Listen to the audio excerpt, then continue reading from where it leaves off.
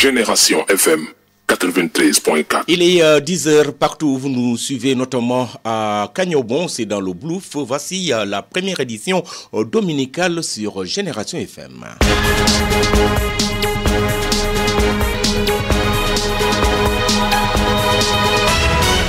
À la une, forum des jeunes du Benno Bokk Yakaar de Ziguinchor sur les réalisations du président de la République dans le département de Ziguinchor. La rencontre a été une tribune pour les jeunes de la capitale sud du pays de capitaliser les acquis du parti au pouvoir et de lancer justement l'appel pour l'union des leaders autour de la réélection du président Macky Sall. Nous en parlons. Journée de l'enfant africain, la CONAF a choisi ce 23 juin pour célébrer cette journée une 28e édition mise à profit par cette organisation qui œuvre pour la protection de l'enfance. Pour plaider pour le renforcement de cette protection, le préfet présent à la rencontre, justement à la randonnée pédestre initiée pour la circonstance, a invité les parents à la vigilance, vous l'entendrez. Et puis l'école maternelle d'application de Périssac a fêté ce samedi la fin de l'année scolaire, une année très riche en satisfaction selon la directrice de l'établissement, Dorothée Sagnan, que vous entendrez. Le mouvement Y en a marre promet au régime de Macky Sall d'autres mobilisations qui seront plus fortes que celles du 23 juin 2011. En effet, pour Tchat, un des leaders de ce mouvement, les mêmes faits qui étaient à l'origine de la sortie des Sénégalais dans les rues demeurent toujours et sont plus marqués avec Macky Sall. Nous en parlons, c'est tout pour le menu, le développement dans un court instant.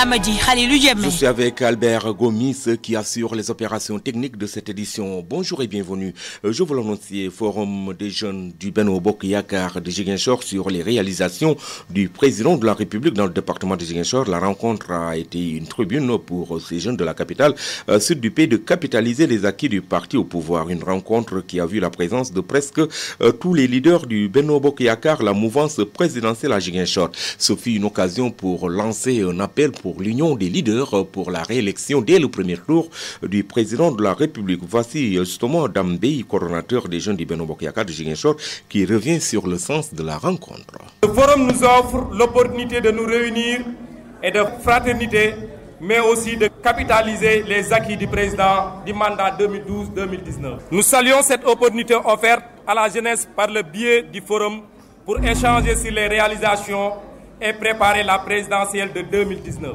Le thème, bilan des réalisations du président Macky Sall 2012-2019, enjeux et perspectives, vient à son heure. L'objectif de ce forum est d'offrir aux jeunes un cadre d'imprégnation des réalisations du président de la République et leur permettre de cerner les véritables enjeux de l'élection présidentielle de 2019. Les réalisations du président de la République, son Excellence, Monsieur Macky Sall, sont visibles.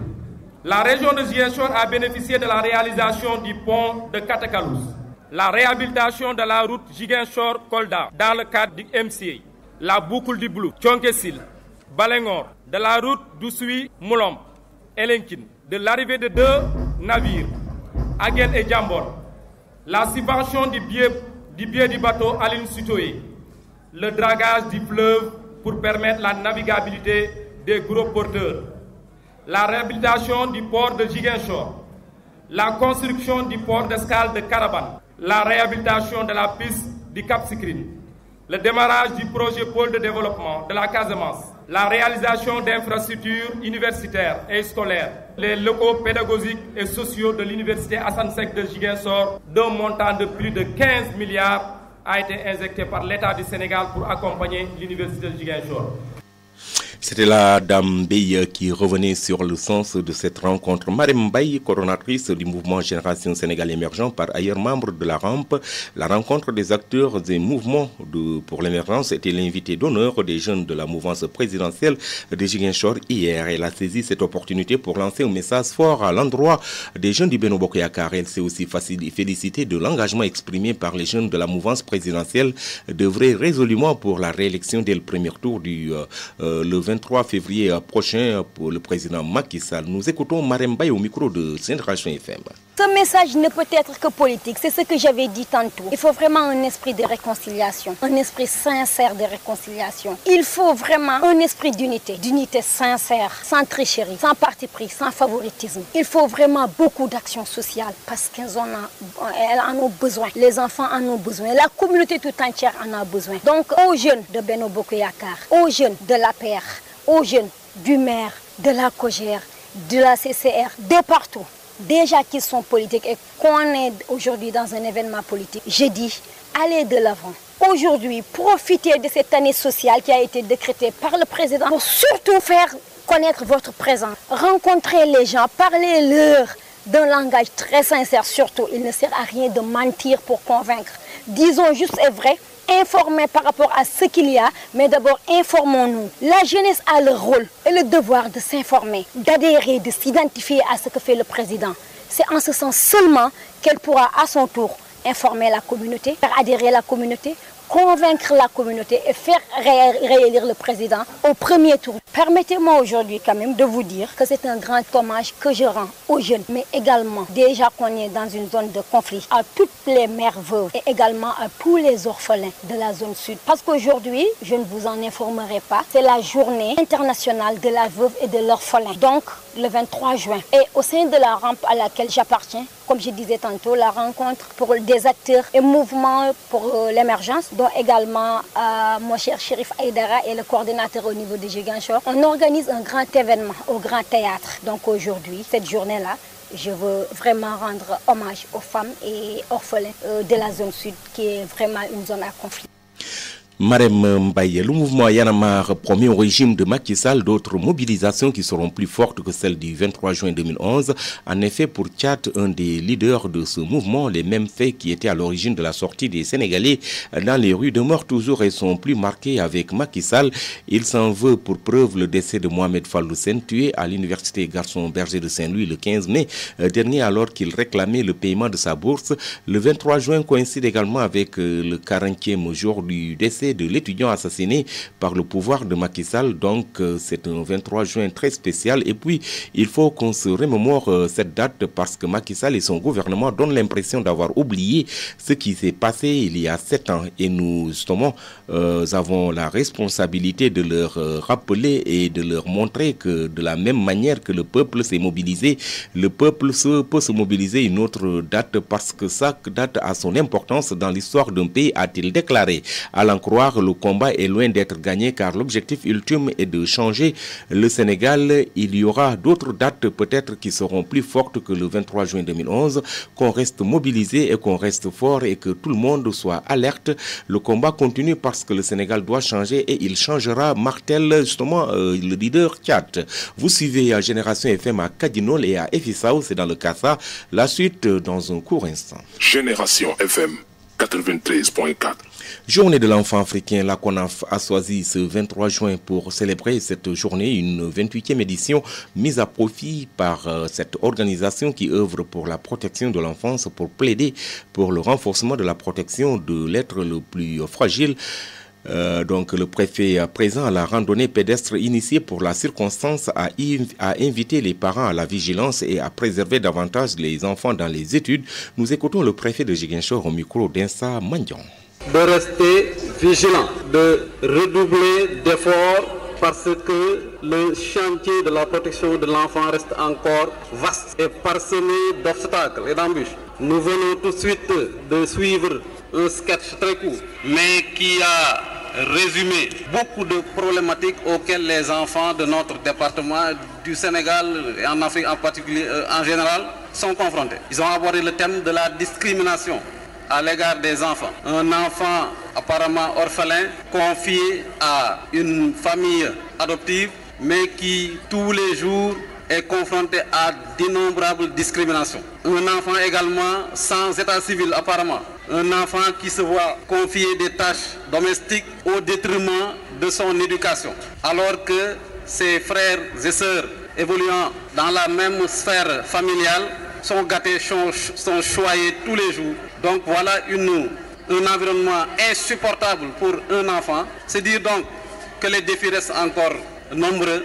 C'est pourquoi nous autres acteurs de la protection de l'enfant, je veux parler du CDPE et l'ensemble des structures le composant, devons donc nous ceindre les reins. Nous devons nous donner la main, nous devons planifier et agir ensemble pour que nos actions alors soient plus efficientes, que nos actions soient plus efficaces. Je crois qu'après l'état civil, le savoir, l'éducation constitue certainement l'un des droits les plus importants de l'enfant. Donc j'invite les enfants à persévérer dans le travail, l'abnégation à l'école. Armez-vous de savoir, armez-vous de science. C'est en ce moment seulement que vous serez demain. Alors les remparts. Éducation, l'IF de Bignona 1 a organisé des examens blancs pour les différents établissements de sa circonscription pour les classes de 3e. Eugène Armand Diémé, chargé de communication, revient sur le sens de ces examens blancs. Il est avec Hassan Sonko.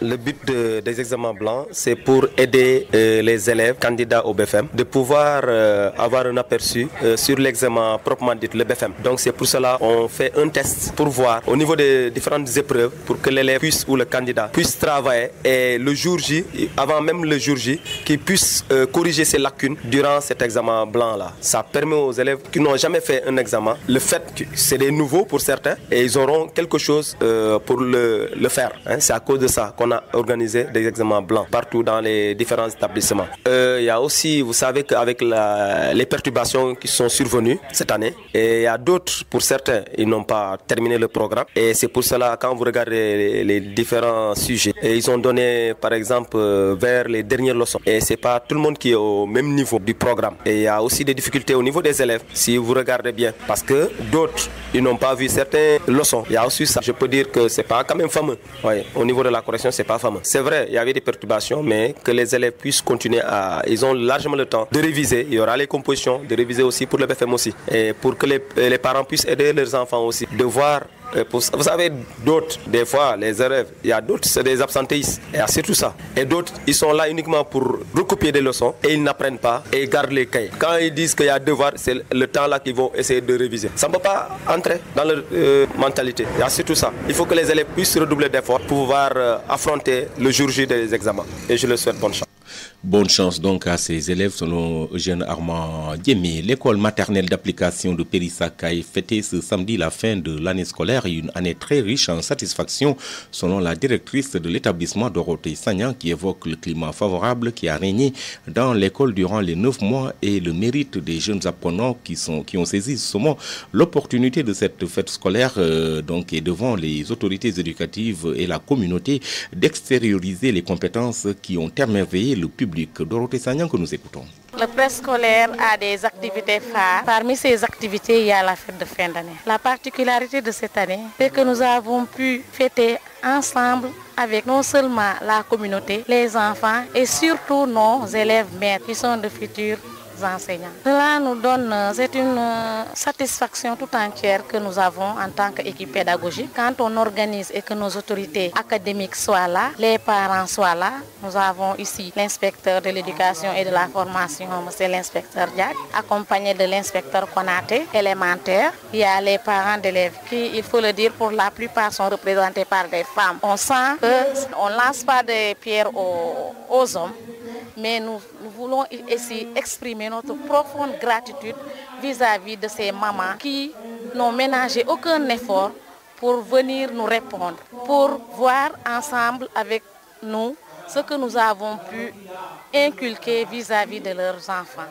Parce que ce n'est pas seulement des moments de fête, mais aussi c'est des moments où les enfants montrent à la communauté de quoi ils sont capables à travers des chants, des sketchs, des théâtres et même des danses traditionnelles. En fait, le bilan qu'on tire est un bilan, comme je l'ai dit tantôt, de satisfaction. Parce que non seulement nous avons pu, il y a la grève, vous allez me dire pourquoi je ne l'ai pas évoqué, mais ici les enfants ne l'ont pas tellement senti parce que nous avons de braves éducatrices qui, par moments, renoncent à l'activité syndicale, ne serait-ce que pour le bien-être de ces enfants et aussi pour répondre aux besoins de formation des futurs enseignants que nous avons. C'est l'occasion de les féliciter, de leur rendre un vibrant hommage. Je les remercie de tout mon cœur et je leur souhaite une bonne carrière professionnelle car je sais qu'ils sont déjà là-dedans. Entre autres autorités qui ont pris part à cette fête de fin d'année, l'IEF de Ziguinchor Babacar Diack, des chefs d'établissement, un des inspecteurs de l'éducation et de la formation justement est largement revenu sur justement la portée pédagogique de cette fête scolaire. Nous écoutons l'inspecteur Konaté au micro de Génération FM. Cette fête est inscrite dans le calendrier. Chaque année, à pareil moment, ils trouvent un jour pour communier avec les enfants, communier avec toute la communauté. Le sens que je donne à cela, c'est que l'école doit vivre. Et pour sentir que l'école est en train de vivre, il ne faut pas tout simplement réduire ses activités à des activités intramuros ou des activités entre éducatrices et élèves.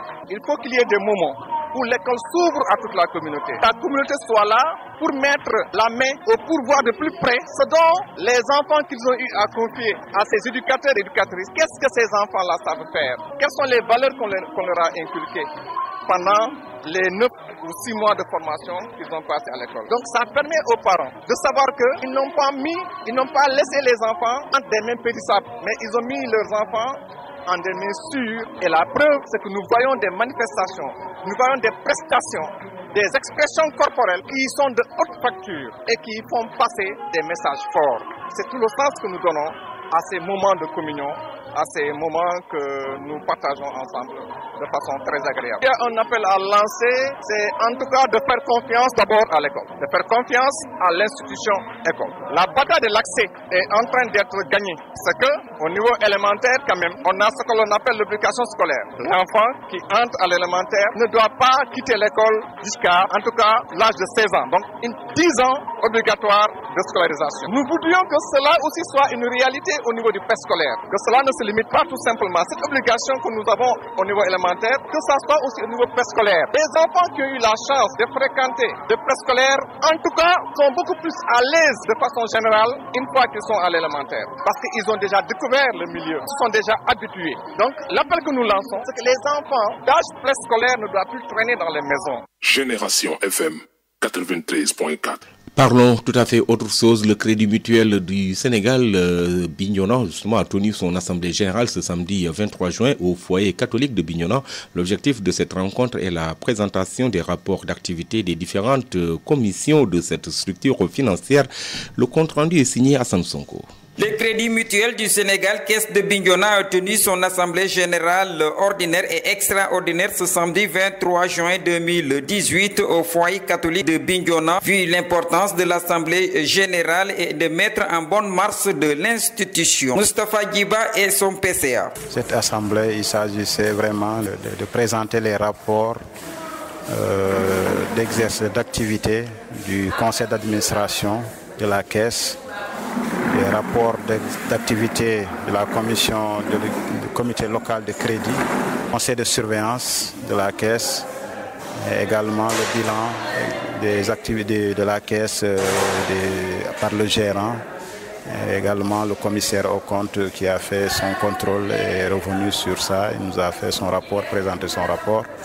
Et voilà, on a également terminé par le renouvellement des instances. Les innovations ont été prises pour aider les couches les moins nanties. On peut penser en tout cas à vouloir toujours être à côté des populations, toujours les couches les moins nanties, les couches vulnérables, notamment les couches qui sont laissées en rade par les banques classiques, les paysans, les commerçants de petites moyennes, en tout cas les éleveurs, les femmes organisées ou même individuellement. Nous sommes là pour être à côté des populations, pour les aider à survenir, en tout cas à financer leurs activités pour améliorer leurs conditions de vie. De Bignona, Douza Parla Samsonko pour la radio Génération FM. Génération FM Bignona, merci à Hassan Sonko. Sans plus tarder, donc comme l'a signalé notre technicien, nous passons à l'actualité hors de nos frontières.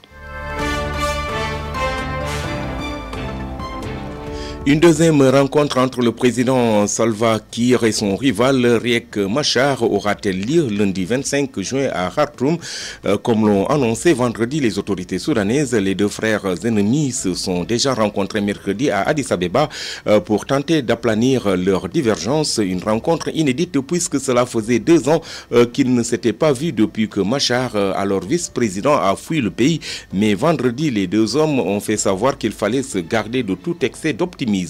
Au Burkina Faso, une explosion s'est produite ce samedi 23 juin après-midi lors d'un meeting du président Emerson Mnangagwa à Balaoua, donc la deuxième ville du pays qui est aussi un bastion de l'opposition. Le président a échappé à l'explosion selon son porte-parole, mais il y avait plusieurs victimes, y compris des officiels et des membres du gouvernement. L'accident vient perturber la campagne électorale avant l'élection présidentielle du mois prochain. Et puis en Turquie, quelques 56 millions de citoyens, dont la moitié âgés de moins de 30 ans, sont appelés aux urnes pour les législatives. À un tour et le premier tour de la présidentielle au terme d'une campagne éclair puisque la date du scrutin a été avancée de 18 mois par le président sortant et candidat à sa propre succession Recep Tayyip Erdogan. Un scrutin sous haute surveillance dans un pays polarisé car l'enjeu de ces élections est considérable. Le vainqueur sera doté de pouvoirs renforcés et et l'indétrônable président turc a cette fois-ci trouvé un rival en la personne de Muharrem Ince. Et puis justement, toujours dans l'international, le mini-sommet européen sur l'asile et les migrations a lieu ce dimanche 24 juin à Bruxelles à l'initiative de la Commission européenne. L'objectif, c'est de préparer le sommet des 28 à la fin du mois. Et le moins justement que l'on puisse dire est que l'Union européenne est divisée sur la réforme du système d'asile. D'ailleurs, seulement 15 pays se retrouvent ce dimanche à Bruxelles. Nous passons au sport.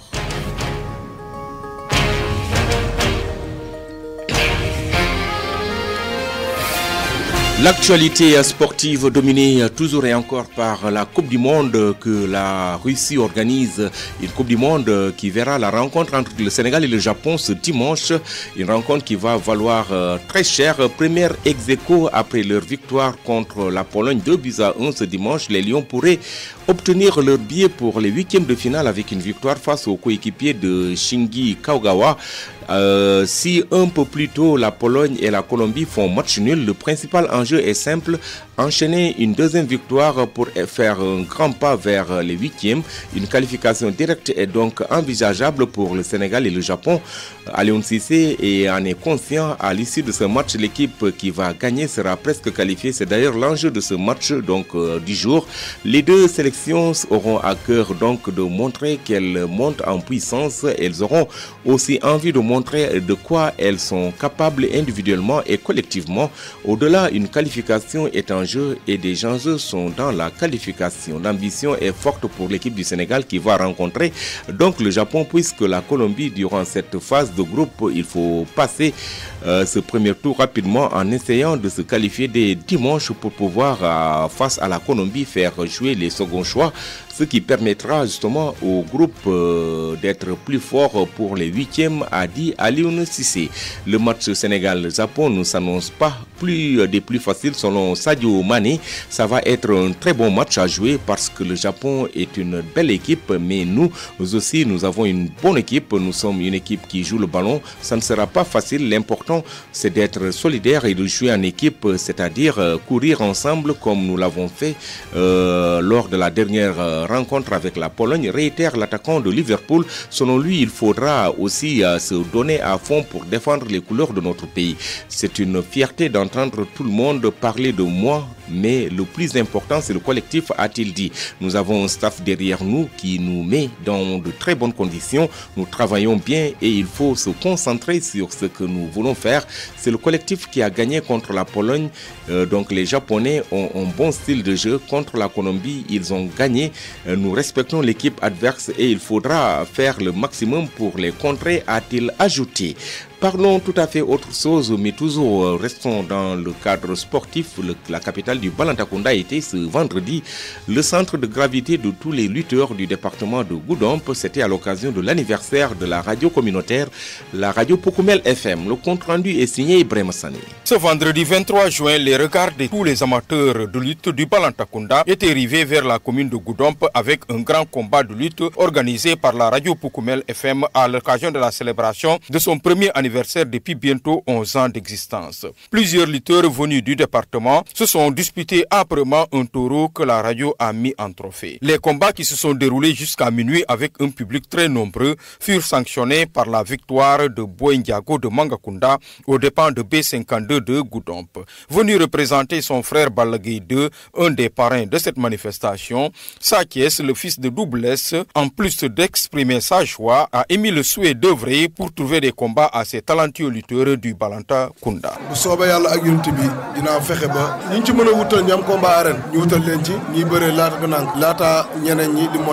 Le maire de Goudomp, Abdoulaye Bosco Sadio, très satisfait de l'organisation, a promis la construction d'une arène pour permettre à la lutte d'émerger dans le Balantakunda. Vous allez voir cette année que nous allons relancer la lutte et nous allons trouver un endroit, une arène pour que la lutte se développe.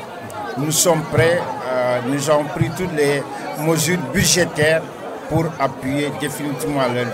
Comme vous le dites, je regarde autour de moi, devant, derrière, je ne vois que des personnes qui sont, jusqu'à cette heure-ci, qui sont là, et je suis sûr qu'ils sont très contents, très enthousiastes pour avoir participé à cette soirée. Ibrahim Sané, depuis la capitale du Balantakunda pour la radio Génération FM. Ibrahim Sané, merci à Albert Gomis qui était aux opérations techniques. Merci à vous, auditrices et auditeurs, de nous avoir suivis. C'était le journal dominical présenté par votre serviteur Amadi Khalilou Diemi qui vous donne rendez-vous à 17h pour l'édition du soir, la première. Voilà, passez d'excellents moments. Repos bien mérité, un repos dominical, je voudrais dire.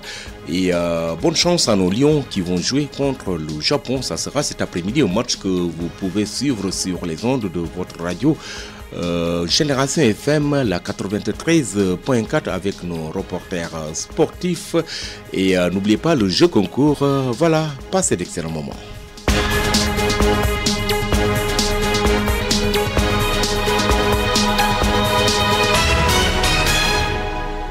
Génération FM 93.4.